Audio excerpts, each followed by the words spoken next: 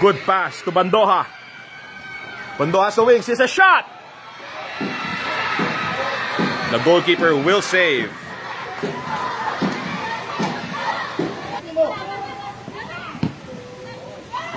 Trying to find Bandoja, who is onside. Bandoja, who she shoots, she shoots. Sherry Danyoso, she scored a goal last time out. Is she gonna go route 1? Tingnan natin. Bandoja just hanging out behind, looking for the counter. It's a slow pass. They're trying to do the beloved commentator Alex Lagman. That is a fantastic girl with a fantastic voice, and she is on the stream today. Bandoja!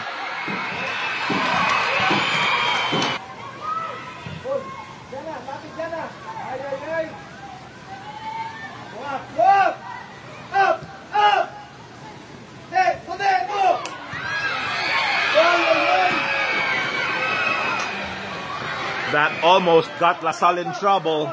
Started, they returned the favor, but Evangelista takes it.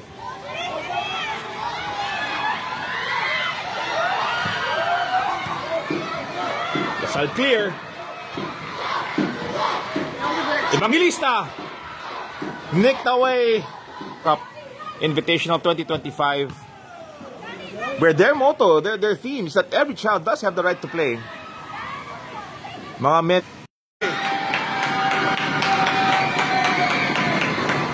And who else was it gonna be? Bandoja puts Tuloy FC on the board.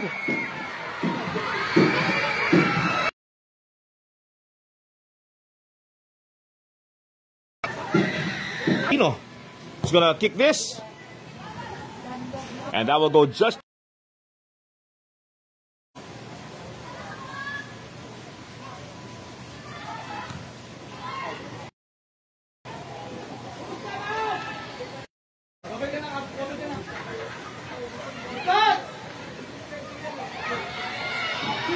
The attack, he has a shot, block.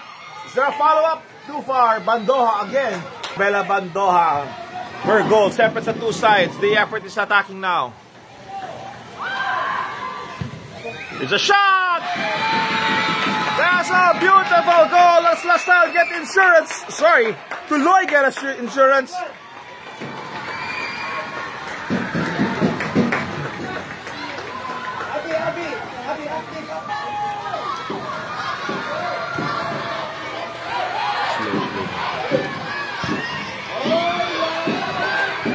Evangelista trying to find her range. It's not there yet. Bandoja will take it. Will she go to the left kay Valdevieso? Trying to find Evangelista. Lorraine. The ball is at her feet. This is what she wants. Here's the shot! And the ring! Evangelista cannot be denied. She is super good. She's so good. She's put Tuloy up by 3 goals to 0. LaSalle needs to score. LaSalle needs to score really fast. It's only the 22nd minute.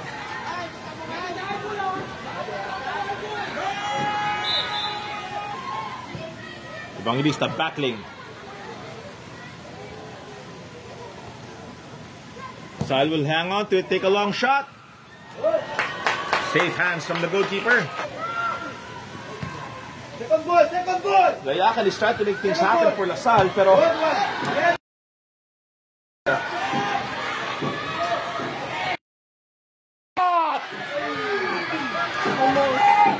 almost goalkeeper with a dive, trying to run after that, but Bandoja will see her shot.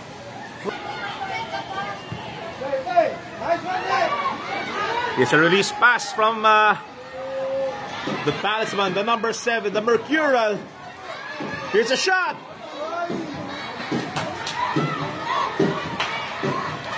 This is a shout out. Thank you for hanging out with your Angliga family.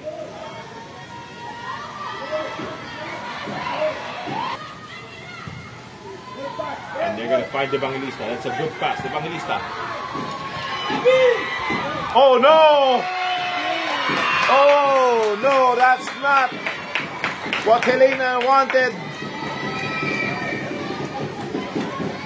And it's all to do for the Green Archers. The Lady Archers down 4 goals to nil. I know Tuloy are good. I didn't expect the scoreline though.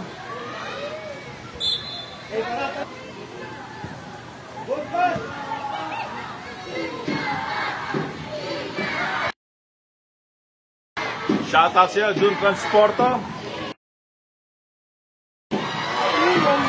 Tuloy, yes. That was almost, it hit the bar, didn't it?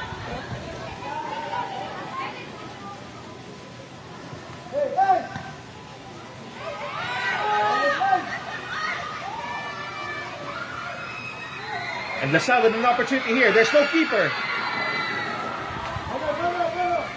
It's going to be a corner kick. And of course, Jody Banzon, the strikers, the people they know can score, they have kept them shut out. And ayan na, sayang. And then look, there's a blue wall. And when they do get to shoot, Batalyon is there. Danyosa with a shot. Almost. Batalyon, steady hands. Tuloy are reading LaSalle's movements. And that was a wonderful pass. Here's a whipped shot and a good block by Son. Deflection. Well held by the goalkeeper of LaSalle. Medyo hindi binigyan ng pagkakataon Duluscarte, but here comes Tuloy once again. Back to Evangelista again. Bandoha, who was offside, have to return. She's now onside and gets the ball. A little slip and a dance back to Evangelista. Evangelista takes a shot. Now she's going to shoot. And a bit wide to the left.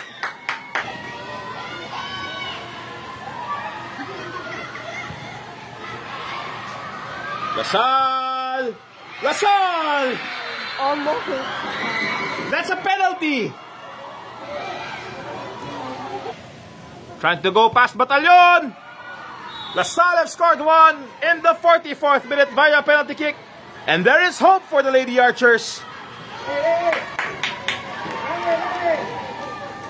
They're not going to get Tuloy. They're not going to let Tuloy just walk in the park.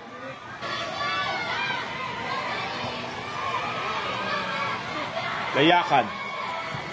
Low cross. Is anybody home? Wala. Layakan sending it back for LaSalle. There's a shot. That's really good. That was an excellent one-touch shot, but Batalyon was equal challenge. Now starting to turn up the pressure in these dying minutes of this half, and that's what they need to do. Banzon, Jody Bari. Her volley attempt was blocked. Here's the low cross. LaSalle finding it? No. Tuloy will try to clear. And Tuloy.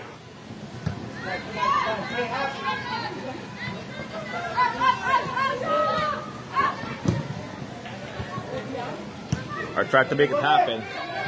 Bandoha. Oh boy. Bandoha. Oh, this is sides. Bandoha. She is quality, ladies and gentlemen. This is sides.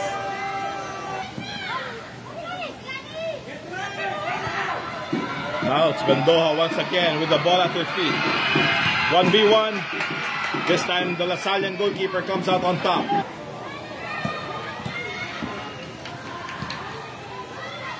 Good work from LaSalle.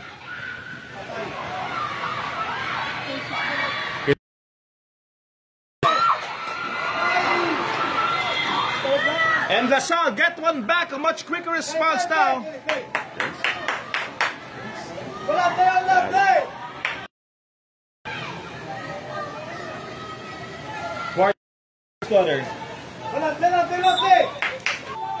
Her mom and dad used to do it a lot. Her mom was a UAAP top scorer. Tuloy will try to put that forward, pero so Gonye. Taken away by Bandoha. Good strength from the striker. Options on the side. That's blocked, but hold on. Lanyortillo. With the right wing. It's a left foot and shot!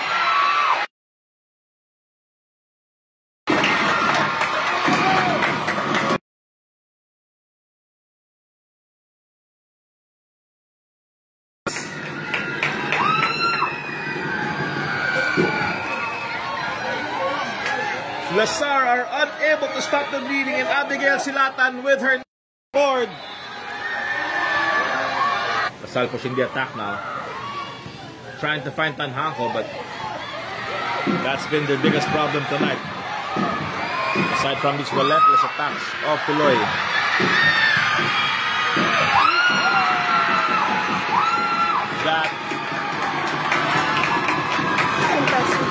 That was not good defense. Hand marker, the left center, the left back of LaSalle was not there. Ayun, just chilling like a villain, and Lorraine, so good with those turns. Drop shoulders, your specialty. Will have a chance to shoot. Limping a little bit. As Evangelista is fouled, but no, the referee says no. Because they got the ball back and sneaky. Yuri, number 3, Yuri.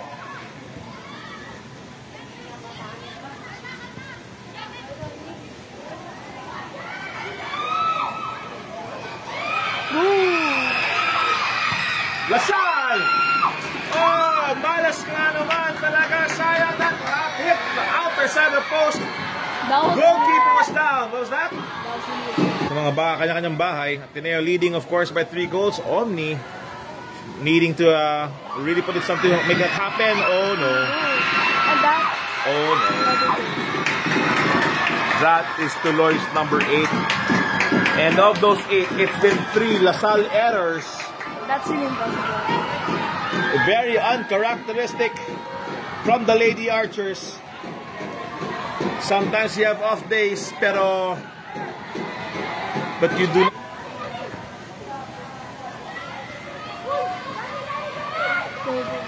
Tanhanko trying to line up a shot.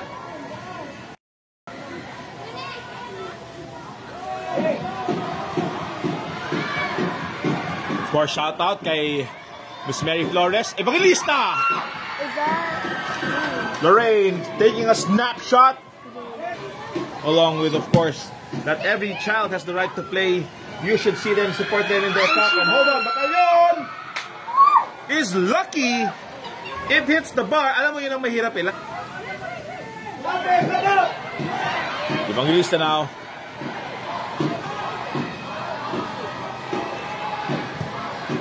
Here's a lob shot. Tuloy. You can hear the cheers. You can see the shot. It's off the bar. And Tuloy getting their zoning correct. And here's a lead pass.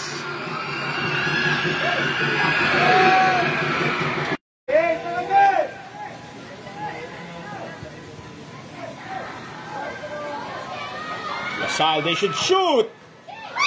Almost. And well, I can't say that LaSalle didn't have their chances. Villasin will get it. Going back to the middle.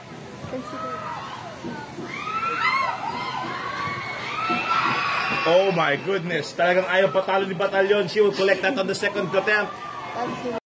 LaSalle. Their shot is blocked and they shoot it again. Oy!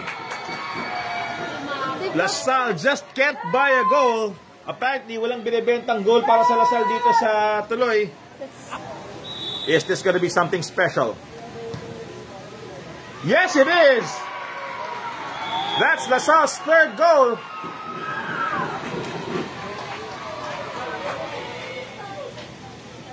And that's just what the doctor ordered. Tell him.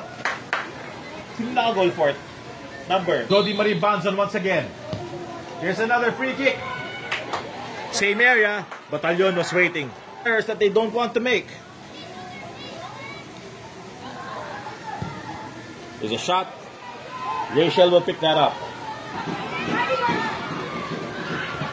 Alinya Bon was unable to break it through, but here's once again Tanhanko, sorry. Tanhanko.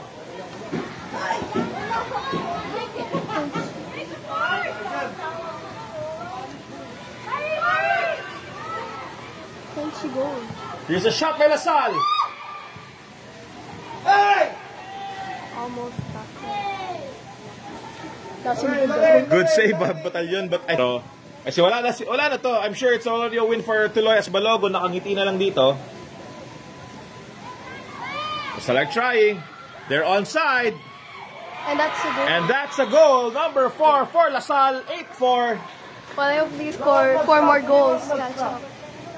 As Jody Banzon. Anong number ng goal scorer? Number 9? Well, Jody Marie Banzon, 2 goals to her name tonight.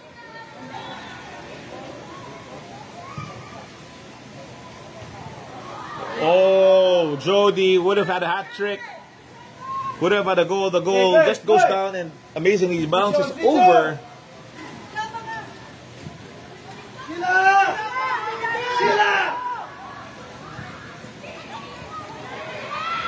Here's a shot. Almost. Tanhanko is tired. And it's going to be a difficult result for Lasal. And a humongous result for Tuloy. Tuloy win tonight's matchup and will go to your semifinals. Tuloy FC 8. De La Salle 4.